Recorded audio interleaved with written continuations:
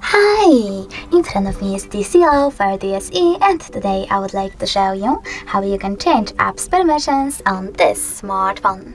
Start by opening settings. Now you need to scroll down and select apps over here.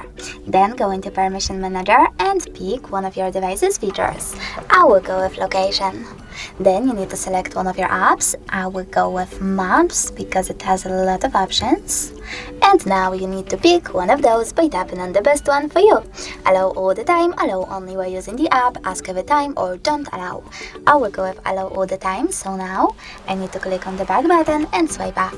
As you can see, Maps just gained access to my device location, but you can always tap on one of your apps and this time select See All Maps permissions. Then manage all of them only for this app from here.